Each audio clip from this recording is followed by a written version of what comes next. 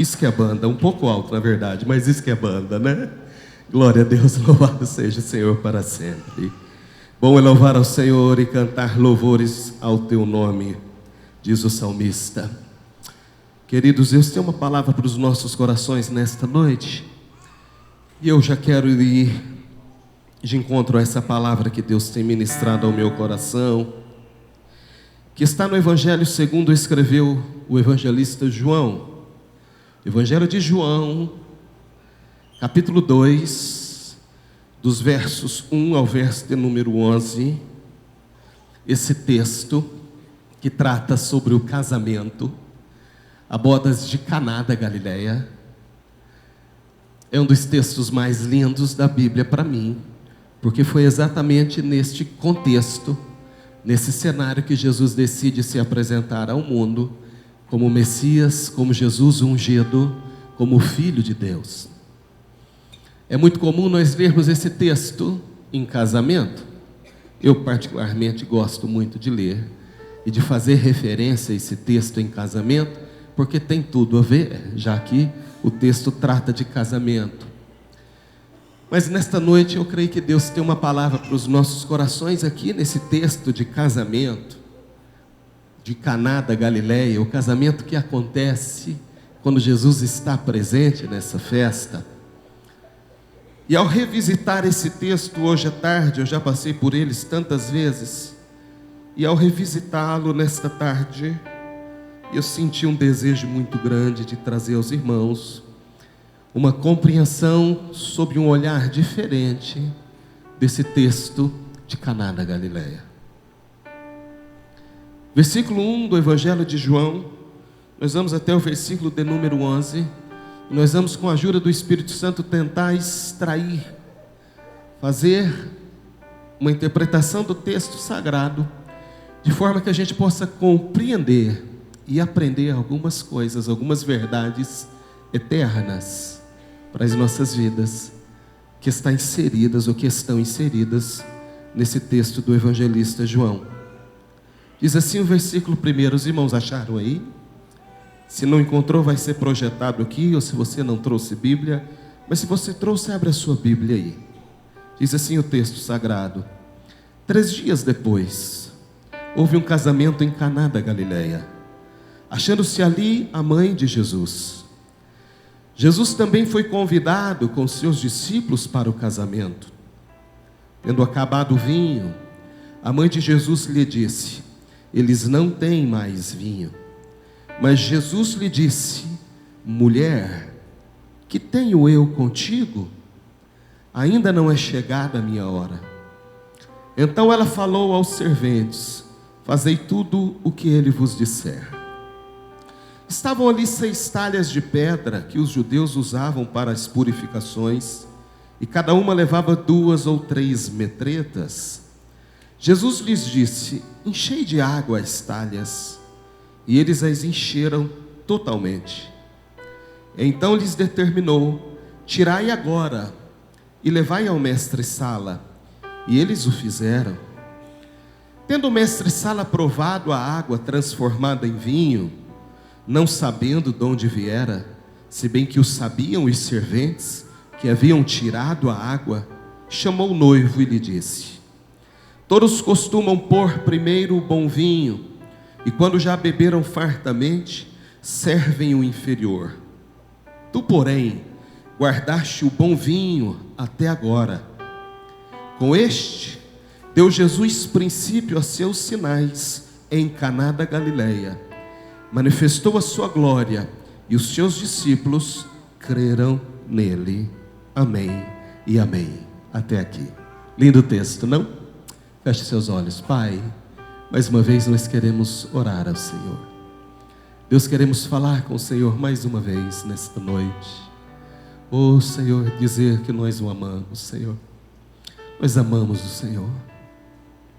Aqui está a tua igreja, Jesus, a tua igreja reunida diante do Senhor, diante da tua mesa. Adoramos o teu nome, louvamos o Senhor. E estamos aqui agora, Senhor, esperando ouvir do Senhor uma palavra que venha, Senhor, de encontro com a nossa necessidade nesta noite.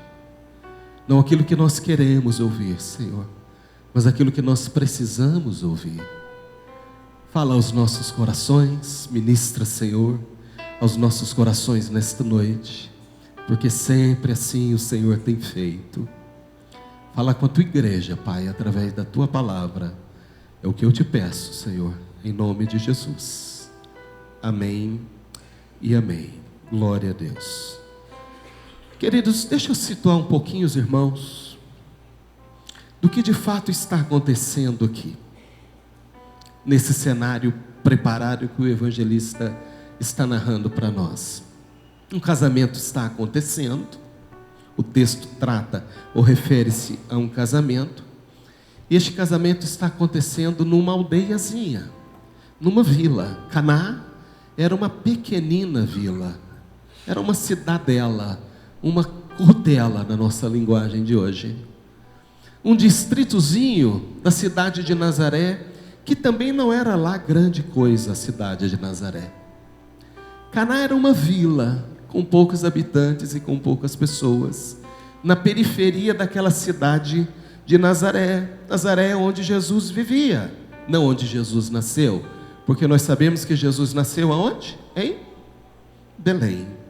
Jesus nasceu em Belém, José e Maria viviam em Nazaré, e quando Maria vai trazer Jesus à luz, vai ter Jesus, eles vão a Belém para recensear, e lá nasce Jesus em cumprimento da profecia.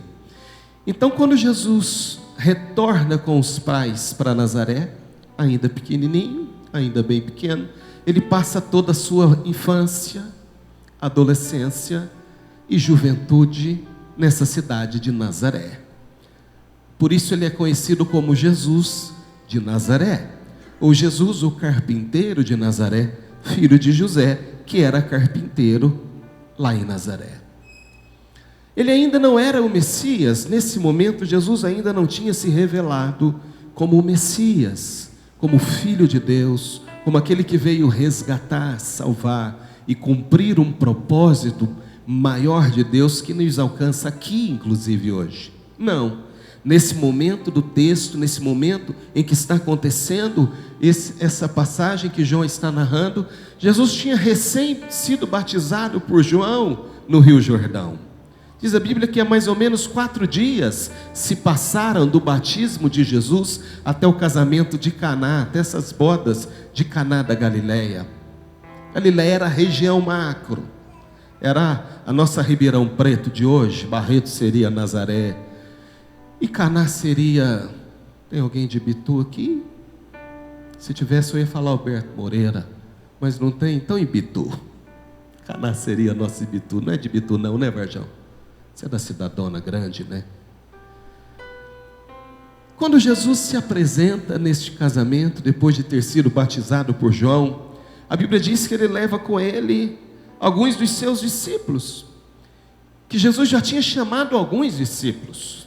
O texto imediatamente anterior nos traz a informação de que Jesus, ele está passando, depois de ser batizado por João, passando mais uma vez pelo caminho de João, cruzando com João o Batista, aquele que batizava, e aí André decide segui-lo, e outro discípulo de João decide segui-lo também, e através de André leva Jesus até Pedro, até Simão Pedro, que era irmão de André, e aí Pedro começa a segui-lo, junto com Filipe, junto com Natanael. Jesus já tinha ali pelo menos 4 discípulos, André, Pedro, Filipe e Natanael.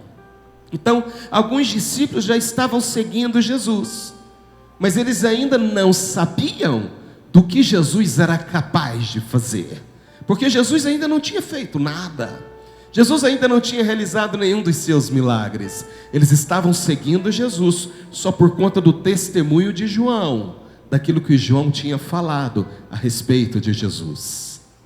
E eles chegam nessa festa de casamento, aonde Maria servia.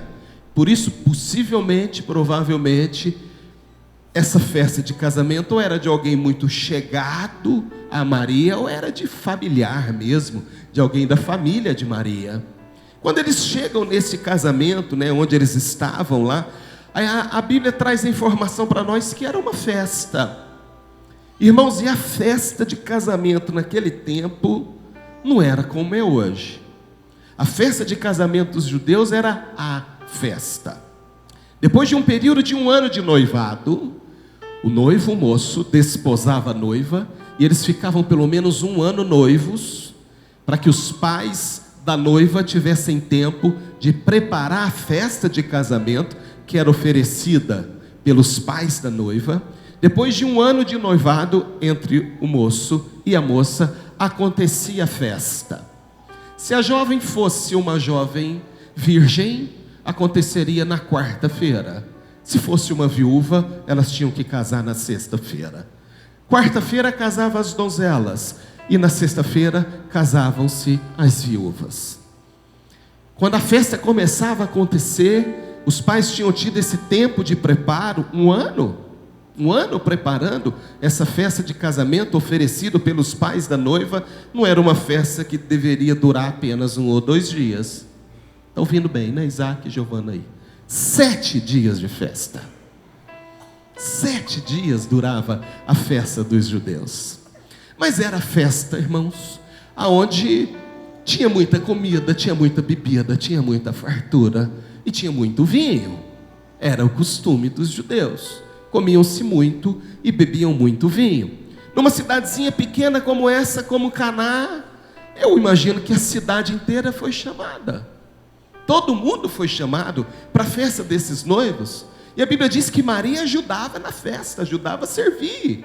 E ela estava trabalhando, estava servindo. Então, depois desse tempo de preparo, desse tempo de preparação, depois de 1 ano noivo, e a festa acontecendo, durante o período da festa, acontece essa tragédia, acaba o vinho. Mas o melhor, Isaac, vinha depois. Porque a Bíblia diz, depois dos 7 dias de casamento, a lua de mel durava 1 ano. 1 ano de lua de mel. Um detalhe, o homem não trabalhava durante 1 ano. Era mantido pela família durante 1 ano. Está na Bíblia, irmãos. Está na lei mosaica. Deuteronômio 24. Ô Gabriel, olha para mim. Projeta aqui. 24:5. Deuteronômio 24:5. Vocês vão ver. O casal era mantido pela família. E o noivo não trabalhava por 1 ano. Homem recém-casado não sairá à guerra, nem se lhe imporá qualquer encargo. Por 1 ano ficará livre em casa e promoverá felicidade à mulher que tomou.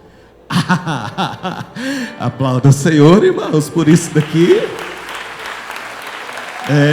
Pensa nisso, Giovana. Os que vão casar aí de casamento marcado, nós vamos recuperar essa lei, viu, irmãos?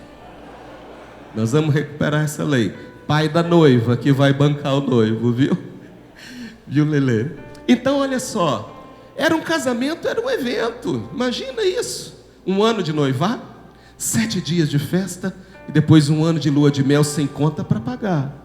Sem nenhum boleto chegando em casa, hein, Carla? Imagina, sem nenhum boleto chegando em casa, para trazer a felicidade da esposa que a tomou. Lei de Moisés, irmãos, lei mosaica, tinha umas coisas boas. Tinha umas coisas boas. Então esse casamento acontecia nesse cenário, era assim que desenrolava. E era isso que se esperava deste casamento que nós estamos lendo aqui na Bíblia. Só que chega um momento, irmãos, no auge da festa, acaba o vinho. Acaba o vinho. Bate desespero nos noivos, bate desespero na família. E Maria, que estava servindo, corre para Jesus e diz: acabou o vinho. E aí, quando nós lemos o texto, nós vemos uma resposta de Jesus que parece uma resposta desrespeitosa, mas não é. Era o costume da época. Ele diz: mulher, que tenho eu contigo, ainda não é chegada a minha hora. Parece que ele falta com respeito quando ele chama a mãe de mulher. Mas os irmãos aqui da Liberty já aprenderam que essa expressão mulher, no contexto daquela época, ao contrário de ser uma expressão desrespeitosa, era uma expressão muito respeitosa. Equivalia a dizer minha senhora, ou minha lady, ou madame. Então Jesus não estava tratando Maria com desrespeito, ao contrário. Era o hábito da época. Ele dizia: mulher, ou minha senhora, não é chegado ainda a minha hora. E a Bíblia diz que Maria diz para os serventes, para os garçons, para aquelas pessoas que estavam servindo naquela festa: ó, faça tudo o que ele vos disser. Tudo que ele falar para vocês fazerem, faça, porque alguma coisa vai acontecer. E a Bíblia diz, no texto que nós lemos, que tinham 6 talhas grandes, 6 vasilhas grandes, como se fossem 6 tachos de pedra, que era usado para purificação lá no templo. Tinha 6 tachos de pedra, e Jesus chama os serventes e diz: enche essas talhas, enche essas vasilhas de água.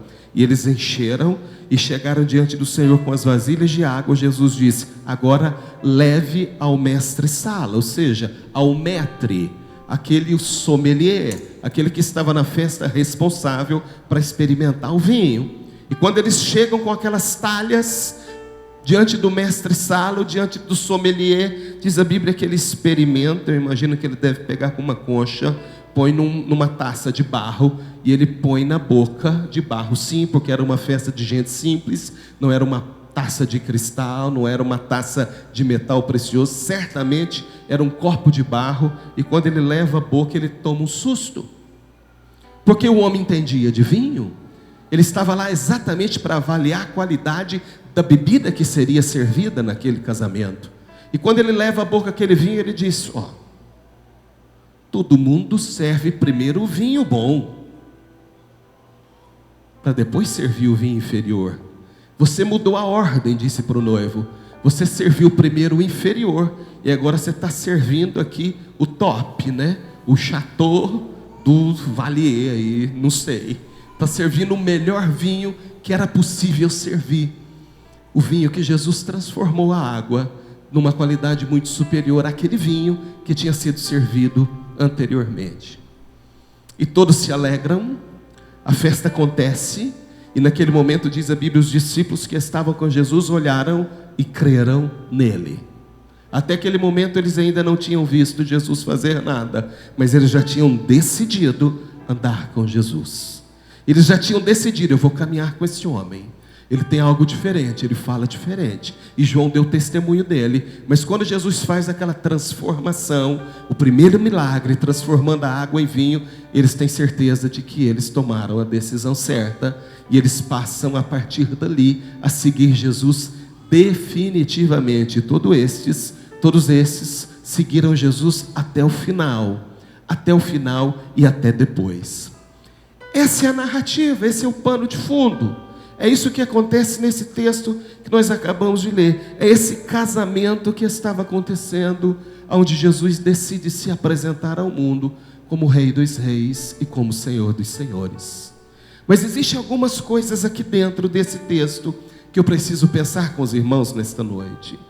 Algumas coisas que servirão para a nossa caminhada, para a nossa jornada com Deus, para que a nossa fé seja reavivada nele. Domingo passado eu preguei sobre fé. Os irmãos se lembram? Eu creio, por isso eu vejo. Então a nossa caminhada, ela é feita de decisões. Nós decidimos seguir ao Senhor e estamos seguindo-o com base naquilo que Ele representa para nós. Mas a nossa experiência com Deus não termina no momento em que nós decidimos começar essa caminhada. Nós estamos dia a dia acrescentando uma experiência com o Senhor nessa jornada. Dia a dia nós o conhecemos mais. Dia a dia Ele se revela mais a mim e a você. Dia a dia nós somos surpreendidos pelo Senhor. Como eu fui surpreendido ontem, irmãos, no que eu disse aqui. Fui surpreendido, eu fiquei preocupado, e depois eu esqueci. E depois, quando eu me lembrei de novo, já tinha acontecido a vigília, já estava indo embora.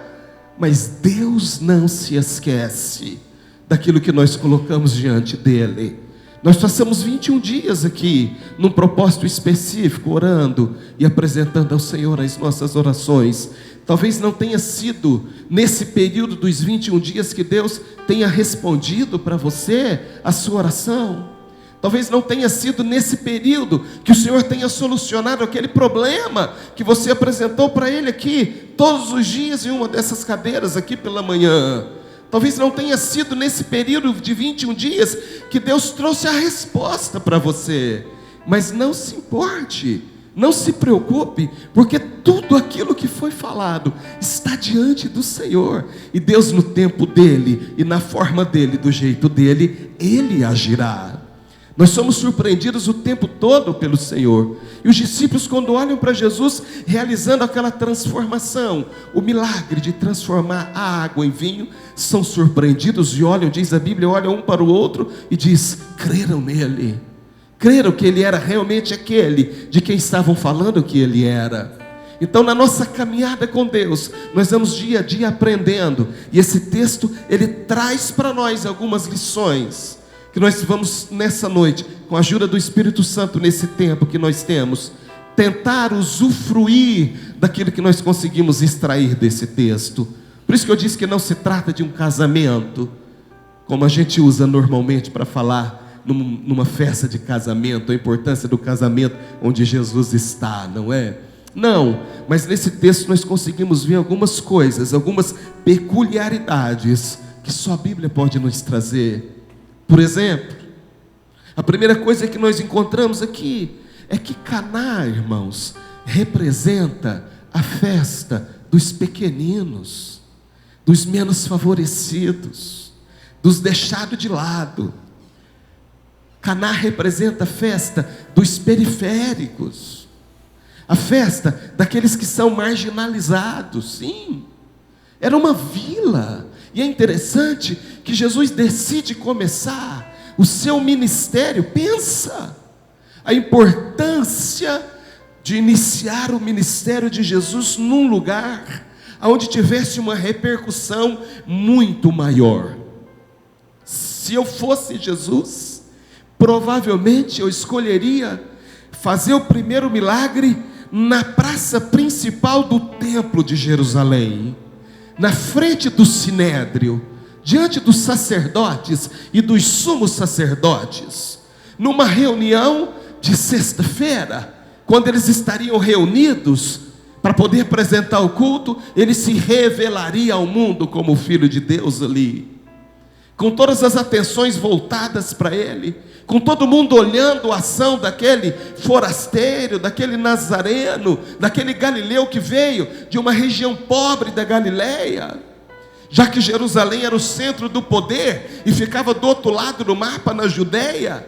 Jesus poderia ter escolhido começar o seu ministério para se revelar ao mundo num culto dos judeus, na sinagoga, ou no templo, ou num dia de Páscoa, quando todos os judeus de todas as regiões iam para Jerusalém para adorar a Deus no templo. Não, Jesus decide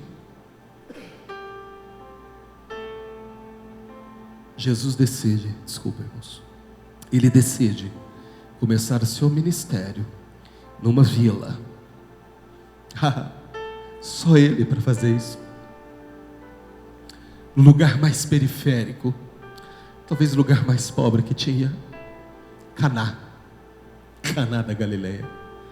Nós só estamos falando de Caná hoje porque Jesus fez um milagre lá, porque senão nenhum historiador falaria de Caná.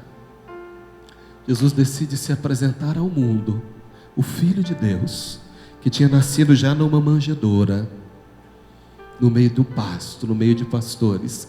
Quando ele vai se revelar ao mundo como o Filho de Deus, é numa festa de casamento, de uma cidadezinha periférica, de um povo que não tinha dinheiro direito para fazer festa, tanto que ele teve que intervir para se revelar ao mundo como o Filho de Deus. Então nós aprendemos aqui que o Senhor valoriza as pequenas coisas. E quando eu digo pequenas coisas, eu não estou querendo dizer que o Senhor só olha para aqueles que não têm recurso financeiro. Eu não estou querendo dizer que o Senhor só olha para aqueles que não têm condições nenhuma, que não têm bens. Não, porque na verdade existem muitos pobres, muito mais orgulhosos do que muitos ricos, não é verdade? Mas o Senhor olha, a Bíblia diz, para aqueles que são humildes de coração, aqueles que não acham que são, aqueles que não acham que representam, aqueles que não acham que têm, mesmo tendo.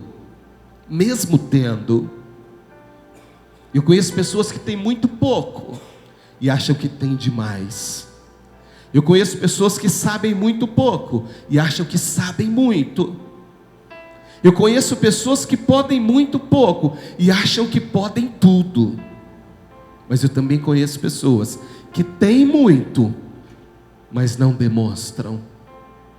Que sabem muito, mas não aparentam. Que têm até um determinado poder e influência, mas não usam para qualquer coisa. Jesus, Ele se preocupa com aquelas pessoas que muitas vezes não são vistas pela maioria. E é por isso que Jesus decide começar o ministério dele num lugar onde a gente não falaria, talvez.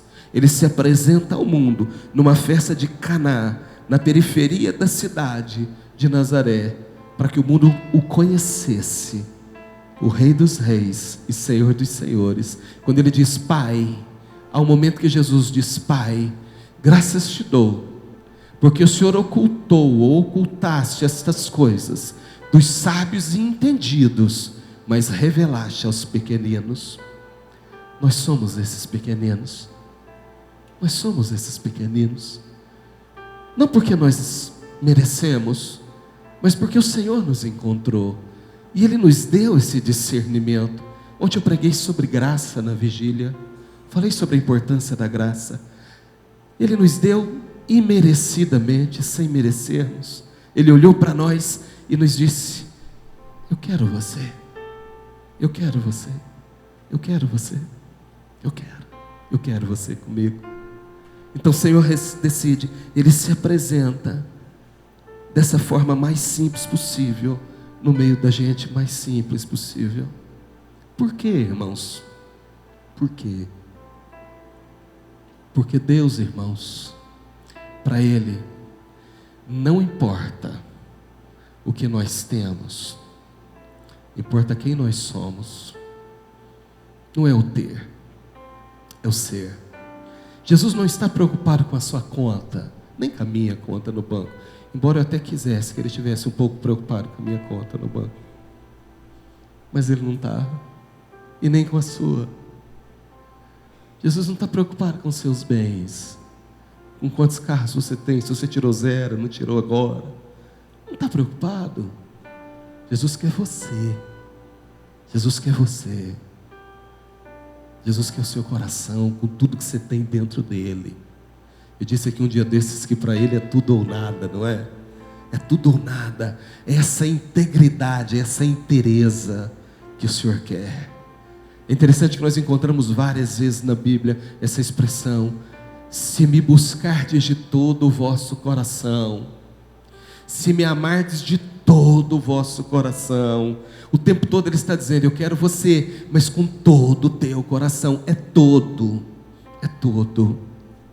Amarás ao Senhor seu Deus de todo o coração, de toda a sua alma e de todo o seu entendimento. Esse é o primeiro mandamento.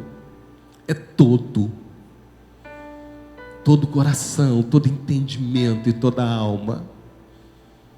É assim que nós devemos nos posicionar. Então Jesus se apresenta ao mundo nessa festa periférica, para deixar para nós o exemplo de que Ele não está olhando os recursos que eu e você possamos ter. Jesus se apresenta nessa festa de Caná, porque Caná representa o fim dos recursos humanos. Quando eu olho para esse texto, eu aprendo, irmãos, que Jesus decide se apresentar, porque Caná representa o fim dos recursos humanos. O versículo 3 vai dizer para nós: acabou o vinho. E tendo acabado o vinho, a mãe de Jesus lhe disse: eles não têm mais vinho. Fim dos recursos humanos, não tinha mais o que fazer. Acabou o vinho significa acabou a alegria. Vinho na Bíblia é símbolo de alegria. Não existe festa sem vinho. Na cultura judaica, Quando Maria traz a notícia, acabou o vinho, ela queria dizer, acabou a festa. Ainda estamos no meio da festa. Acabou a alegria. Acabou a alegria do casamento. Acabou a alegria dos noivos. Acabou a alegria deste momento festivo. Acabou os recursos. Cessaram-se os recursos. O que fazer agora? Comprar vinho aonde nessa altura? Com que recurso? Bater onde para solucionar esse problema? Que vergonha! Que vergonha para os noivos! Que vergonha para a família! Que vergonha para aquelas pessoas que estavam recebendo os convidados! Talvez nós não temos a noção exata do que significa isso para alguém da cultura judaica, naquela época, para aquela realidade de civilização. A família tinha um ano para preparar. Por isso que se noivava um ano. Talvez a gente não tenha essa ideia, mas acredite em mim, era algo absolutamente desesperador. A festa estava fadada a terminar em vergonha e em fracasso, porque o fim do recurso representaria isso. Então essa festa de Caná aponta para mim e para você o fim dos nossos recursos humanos. Quando acabam-se os nossos recursos, no meio da festa quer dizer, quando tudo vai bem, quando a vida está fluindo, quando as coisas estão acontecendo, quando está tudo sob controle, quando todas as áreas da nossa vida de alguma maneira estão administradas, nós não temos grandes preocupações. A saúde vai bem, é uma gripe aqui, é uma dorzinha ali, mas questão financeira, tudo bem. Uma vez por ano, uma prainha, não é? Uma pizza uma vez por semana. Não compra tudo que quer, não compra tudo que tem vontade, mas também está tudo bem.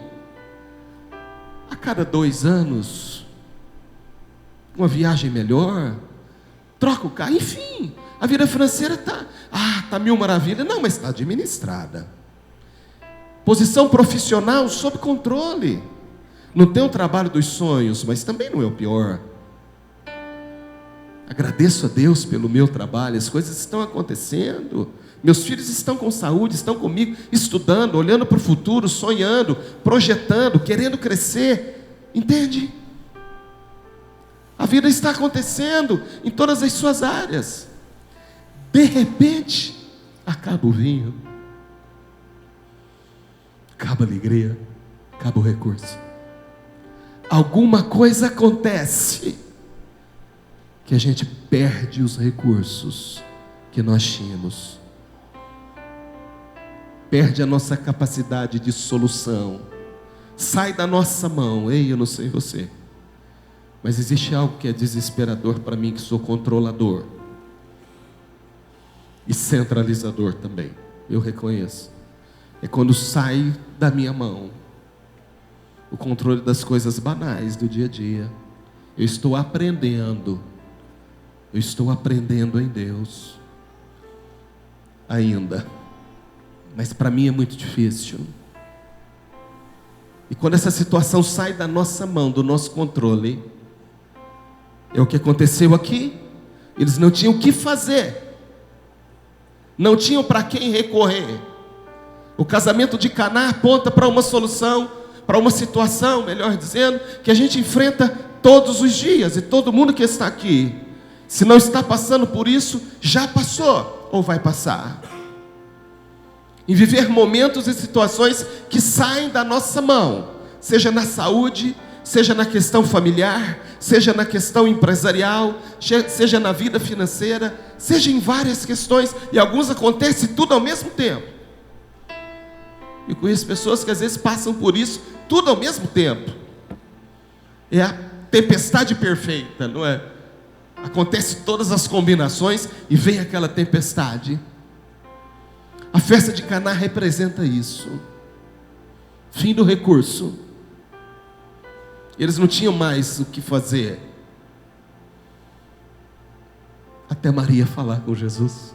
Porque a festa de Caná também representa algo inédito para nós até então.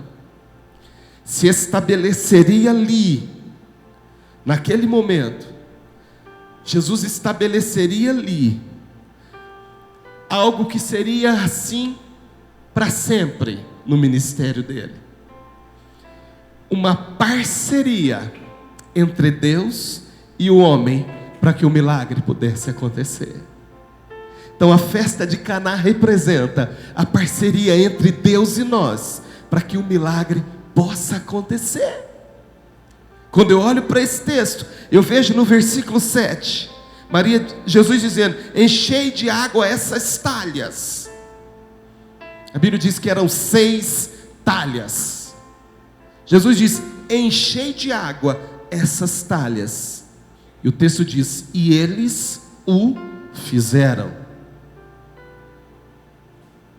Jesus poderia muito bem, já que ele ia realizar um milagre, olha para mim, Jesus poderia muito bem dizer para a mãe Maria: não, manda eles voltarem lá, porque as garrafas já estão cheias de novo.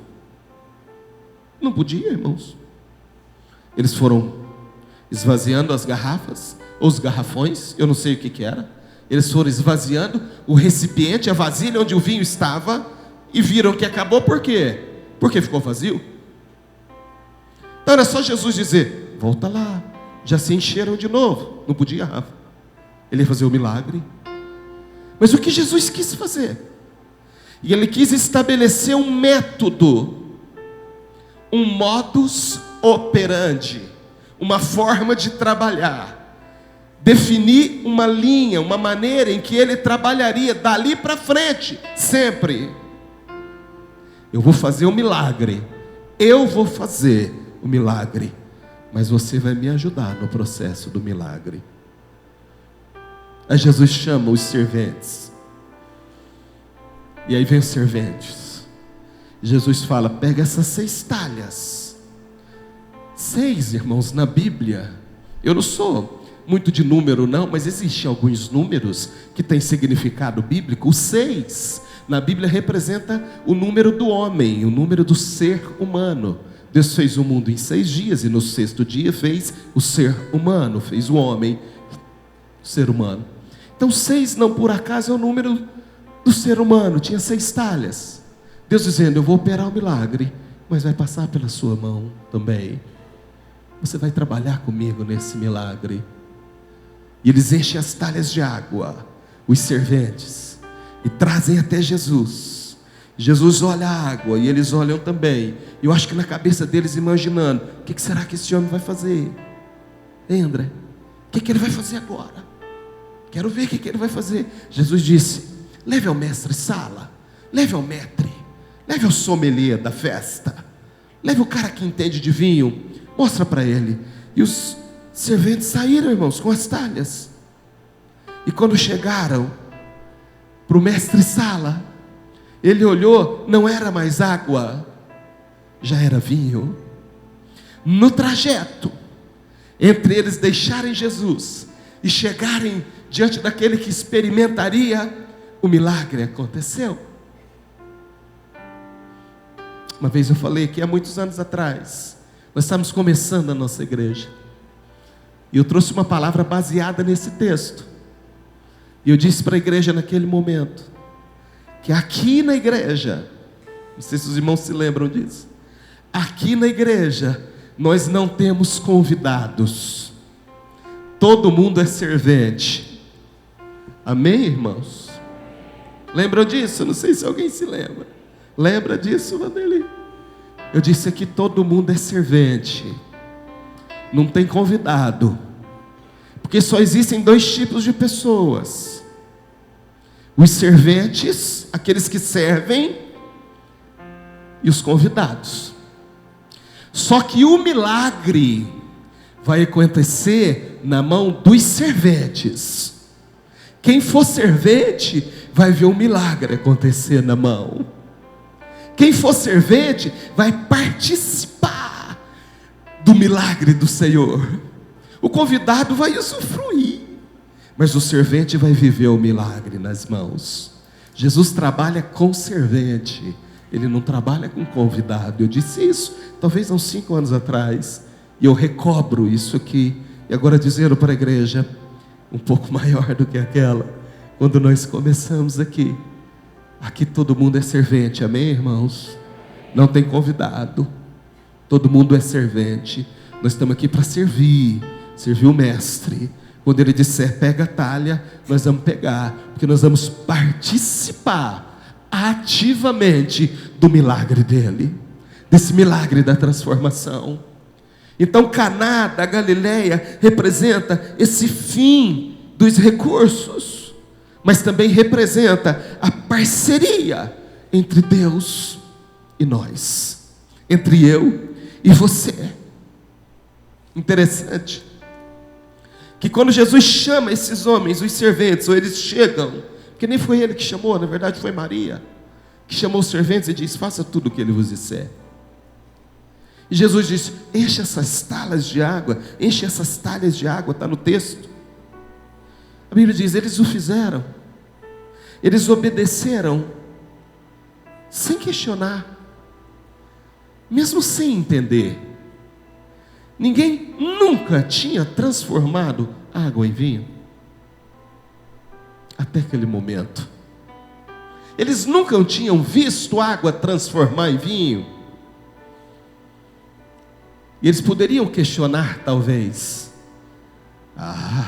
eu não vou fazer isso. Vamos servir água para o povo. Como é que a gente vai ficar se não acontecer? Não. A Bíblia diz que eles obedeceram sem questionar, mesmo sem entender. Existe uma parte no milagre, eu falo isso algumas vezes aqui. Existe uma parte no milagre de Deus na sua vida que depende de você. Existe uma parte do milagre de Deus na minha vida, irmãos, que depende de mim. A gente não pode ficar colocando tudo na conta de Deus e achando que Deus vai fazer tudo, e absolutamente tudo. Se existe alguma coisa que não está bem, se existe alguma coisa que não vai bem na sua vida, que vai mal, pode parar, olhar para dentro de você, porque a falha não está em Deus, está em você. Então repense você o que está acontecendo, porque Deus sempre faz a parte dele perfeitamente. Existe uma parte nesse processo que é nossa, vem dessa parceria entre nós e Deus. Ele escolheu trabalhar conosco, embora não precisasse, queridos. Os irmãos acham que Deus precisava de mim e de você? Acha que Jesus precisava desses homens para poder transformar água em vinho? Irmãos, vamos sinceramente pensar.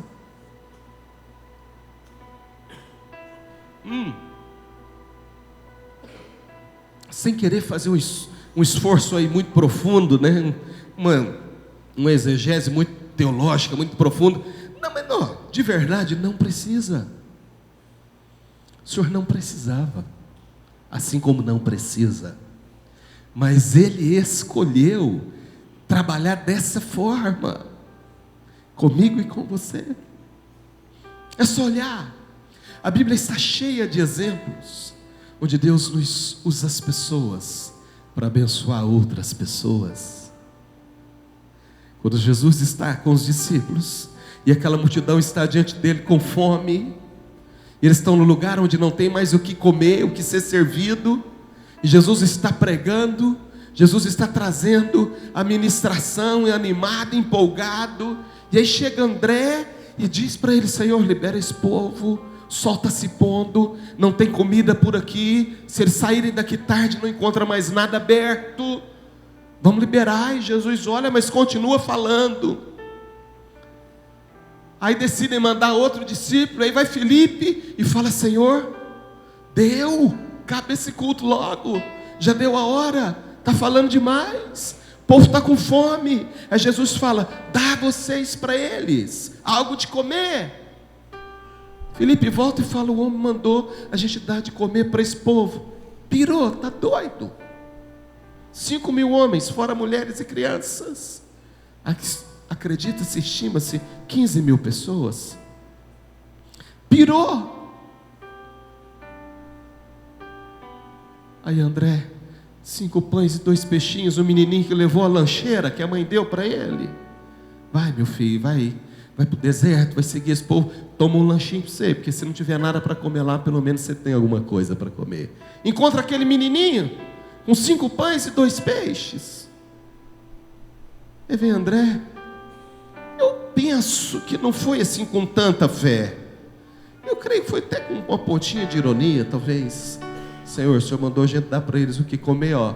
Que nós temos é isso aqui, 5 pães e 2 peixinhos. Ô irmãos, os discípulos também eram seres humanos, igual nós, viu? Não pensa assim que era o extremo da santidade, não. Eles não fariam isso, fariam sim. Mostra para ele o que nós temos lá, porque ele vai acabar agora essa pregação dele e nós vamos embora. Mostra que é só 5 pães e 2 peixinhos. Jesus disse, ok, dá. Bota esse povo sentado, 50 e 50. Pega os pães e os peixes, Pai. O Senhor sempre me ouve. E é por isso que eu te agradeço, Senhor. Obrigado por estes pães e por esses peixes. Entrega para os discípulos e diz, agora sai distribuindo aí. Jesus não podia transformar aquelas pedras, irmãos, em pão sovado. Não podia transformar aqueles pedregulhos, se ele quisesse, em Big Mac. É claro que podia. Não precisava de 5 pães e 2 peixinhos, não. Ele podia fazer de qualquer coisa. Mas ele sempre trabalha com um recurso que nós não temos. Mas se a gente coloca nas mãos dele, ele faz o milagre, entende? O recurso que você não tem, se você colocar nas mãos dele, ele faz o milagre na sua vida. É a especialidade dele fazer. Esse casamento de Caná aponta isso. Jesus já dá o sinal de como que ele seria dali para frente o ministério dele. Eu vou trabalhar com vocês. Vocês vão ver um milagre acontecer no dia a dia. Vocês vão ver um milagre acontecer na vida de vocês. Vocês vão participar e presenciar. E Jesus não mudou, queridos. Jesus não mudou. Ele continua vivo, sentado à direita de Deus, diz a Bíblia. Ele é o mesmo ontem, hoje, Ele é eternamente. Eu mudei, você mudou. É a gente que não alcança isso mais. E acha que não dá, que tudo é pouco. E o que a gente faz muitas vezes é reclamar. Eu já disse um dia aqui, eu vou repetir. Deus não pode abençoar aquilo que nós amaldiçoamos. Tem gente que pega o salário, e eu repito isso aqui. Tem gente que pega o salário e diz, isso é pouco. O que eu faço com isso? Não dá para nada. Não dá mesmo. Mas se você pegar aquele salário e disser, Deus, eu te agradeço porque o Senhor sempre me ouve. Eu sei, Senhor, que é pouco, mas o Senhor é aquele que multiplica pães, que multiplica peixes, que multiplica recursos. Quando não existe, o Senhor faz tudo acontecer. Experimenta fazer, para você ver se Deus não vai te honrar. O problema é que nós não cremos, e a gente vive nesse momento da racionalidade, e acha que isso é história, é historinha da Bíblia, que a Bíblia está narrando, uma historinha para a gente passar aqui 2 horas de culto. Irmãos, não é. Jesus está vivo diante do Senhor, olhando para mim e para você agora, com o olhar dele, entendendo se eu estou compreendendo a mensagem ou não. Porque para aqueles que entendem e abraçam e creiam, ele faz o milagre. Por que uns recebem e outros não? Por que alguns experimentam esse sobrenatural de Deus e outros não? Não é Deus, somos nós, ué. Porque alguns creem. Alguns creem, estão ouvindo essa mensagem e estão dizendo, Senhor, eu quero estar nesse Caná. Eu quero esse casamento para mim. Eu quero esse casamento para mim. Porque quando os meus recursos faltarem, quando os meus recursos findarem, o Senhor vai entrar com o recurso do céu na minha vida. Você quer o recurso do céu na sua vida? Deus está pronto para agir, para te dar saúde, para te dar condições de vida muito melhor do que essas que você tem, para que você possa atravessar os momentos de dificuldade que nós atravessamos. Nós não estamos isentos. Vida cristã não é uma colônia de férias, irmãos, não é. Mas nós sabemos quem é Ele. Casamento de Caná representa o momento da mudança e da transformação. Além da parceria entre Deus e o homem. O casamento de Caná representa o momento da mudança e da transformação. Versículo 8 ao 10 diz que o vinho foi levado ao mestre-sala. Ele experimentou e disse: todo mundo põe primeiro o vinho bom, mas você guardou até agora o melhor vinho. Todo mundo experimenta, serve primeiro o melhor, mas você guardou até agora o melhor vinho. Sabe o que isso quer dizer? Isso quer dizer que com Deus, o melhor é sempre o próximo. Entende? O melhor sempre está por vir. O vinho bom é sempre o próximo. O vinho bom está sempre por vir. Quando o Senhor faz esse gesto e muda a realidade daquele casamento, não por acaso Ele escolhe um casamento para fazer isso. Existem casamentos que estão faltando vinho. O vinho que significa alegria. Tem casamentos que já não têm mais alegria. E está precisando de um vinho novo. É vinho novo no casamento e é vinho novo do casamento. Está precisando experimentar um vinho novo, uma alegria nova. O tempo vai passando e às vezes é cruel com os relacionamentos. Mas quando Jesus está nesse relacionamento, Ele sempre vai provendo maneiras de nos dar uma esperança nova, uma alegria nova, um vinho novo, uma motivação nova. Queridos, eu vou fazer 28 agora de casado com a Andréia, se Deus permitir, daqui uns dias. E a gente sempre pensava, por ouvir amigos, queridos, próximos, que viviam momentos no casamento com filhos mais velhos do que os nossos, que quando saíam de casa, enfrentava a questão da saída dos filhos e só os dois em casa. A gente sempre conviveu com pessoas mais velhas que passavam essa dificuldade e diziam: vocês vão ver quando chegar lá. É muito difícil para o casal, é muito difícil o relacionamento. É difícil demais a gente reinventar. A gente sempre ouviu isso. Estamos fazendo 28 anos. Daqui uns dias. Nem sei, cadê a André? Está ali.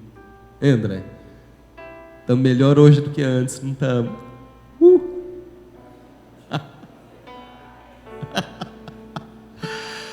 Irmãos, a gente está vivendo o melhor tempo das nossas vidas. Carol fora, Caio daqui a pouco está indo, porque Deus tem derramado um vinho novo, uma alegria nova, uma alegria de estar junto, uma vontade de estar junto, algo novo que a gente vai descobrindo dia a dia. Deus quer derramar vinho novo no seu casamento. Nós oramos por famílias aqui nesses 21 dias.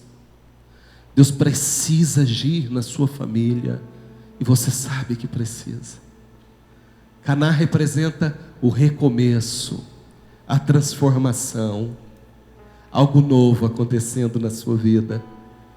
Quero orar por você, fica de pé. Nós vamos encerrar esse culto nesta noite. Caná representa o novo de Deus.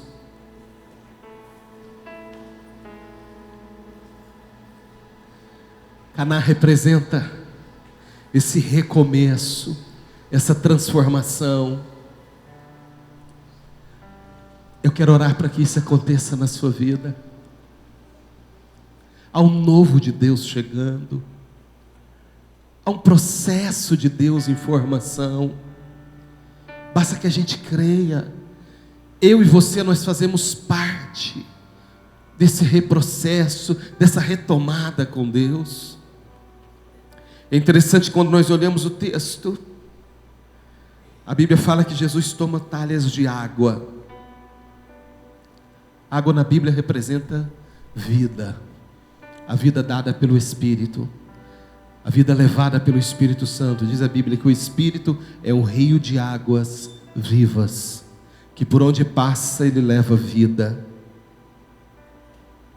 Água representa vida, e vinho representa alegria. Então é uma vida alegre. Não que não tenha problema, não que a gente seja alienado, e não tenha problema, e não tenha luta, e não tenha frustrações. É óbvio que nós temos, mas isso não nos abate. A gente não desiste por causa disso. A gente não desiste dele. A gente não desiste de orar. A gente não desiste de acreditar. A gente não desiste dos nossos sonhos. A gente não desiste daquilo que nós temos colocado diante de Deus, dos nossos propósitos, dos nossos projetos, das nossas metas, dos nossos alvos, porque nós somos abatidos. Não. A gente não desiste do nosso casamento. A gente não desiste do nosso cônjuge, da nossa cônjuge. Não. Porque nós temos água e vinho, vida e alegria. Vida gerada pelo Espírito, e alegria que o Senhor nos dá, alegria que nos alimenta, que nos fortalece. O casamento de Caná representa um novo começo, porque casamento sempre é um novo começo. Uma vida a dois, uma nova vida, uma nova fase, uma nova etapa. Eu não sei se você está precisando de uma nova etapa. Eu não sei se você está precisando de uma nova vida com Deus, ou de um novo tempo com Deus. Vou fechar essa Bíblia para parar de pregar. Mas Caná representa isso. Uma nova vida, uma vida alegre, não uma vida medíocre, não. Sabe aquela vida capengando, aquela vida dura, sofrida? Não, queridos, não é isso que Deus tem para nós. Deus tem mais, acredite em mim. Deus tem mais para você. Deus tem mais para você. Deus tem mais para o seu casamento. Deus tem mais para a sua família. Deus tem mais para a sua vida. Deus tem mais para você. Deus tem mais para você. Deus tem mais. Ele tem. Não sou eu e não é você. É Ele. Ele é a fonte. Ele é de onde emana todas as coisas. Ele é o Senhor de Caná. Ele que estava em Caná naquele dia. E Ele está aqui nessa noite, o mesmo que estava em Caná, está aqui nesta noite. Ei, eu tenho conversado com pessoas tão desorientadas, tão desamparadas e desanimadas da vida, por questões da vida. E eu tenho dito, está faltando mais Deus na sua vida, está faltando mais Jesus na sua vida, está faltando. Deixa Jesus entrar hoje. Deixa aquele que fez a transformação de Caná. Diga para Ele: Senhor, hoje eu sou a sua Caná. Faz um milagre em mim, Senhor. Faz um milagre em mim. Amém? Fecha seus olhos. Eu vou orar por você nessa noite. Aleluia.